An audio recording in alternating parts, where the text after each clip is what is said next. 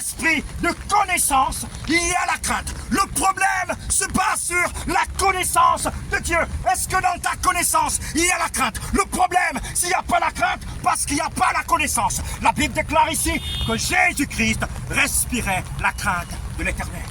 Il respirait la crainte de l'Éternel. Je suis sous la pluie. Mais je me réjouis à cette heure de savoir que Dieu parle par ma voix pour te dire qu'il y a l'esprit de conseil et de force. C'est un conseil de te demander de mettre les bannières dans ta maison, sur ton toit, dans ta voiture, sur ta voiture, qu'importe. Mettez les bannières, mettez les bannières. Esprit de conseil. Quand la force de Dieu va se répandre, au moins vous avez eu le conseil. Esprit de connaissance et de crainte de l'Éternel. Il respirera la crainte de l'Éternel. Nous avons besoin de comprendre.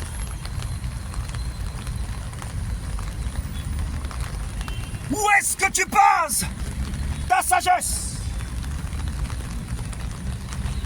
Certainement, tu regardes autour de toi et tu te dis, je suis fort, je suis intelligent, j'ai le doctorat, je lis mieux que quiconque, je parle mieux que quiconque.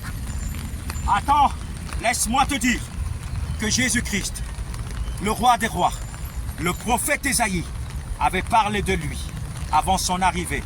Esprit de conseil et de force.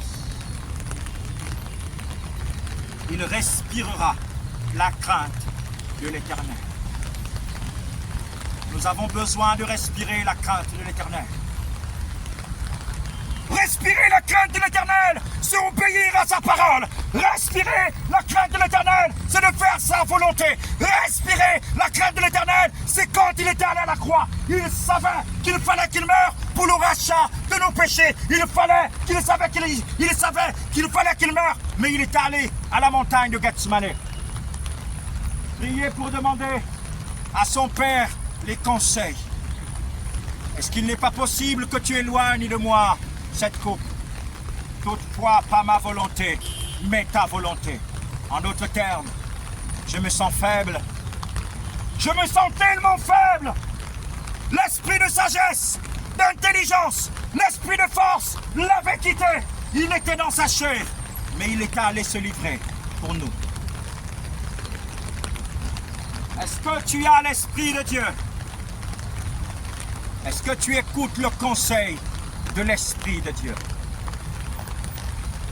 Oh! Est-ce que d'Israël peut naître une chose pareille? Quand on voyait Jésus en Galilée, en Israël, partout dans toute la ville, en Judée, à Capernaum, les hommes se posaient la question, mais ce gars-là, est-ce que c'est possible qu'une chose pareille arrive chez nous? Vous me regardez, vous vous dites, le fou qui a cassé le monument, est-ce que c'est possible qu'une chose pareille arrive chez nous? Je suis la voix du Fils de Dieu sur la terre. Il y a des générations qui viennent, il y a une autre qui partent. Si vous n'écoutez pas ma voix,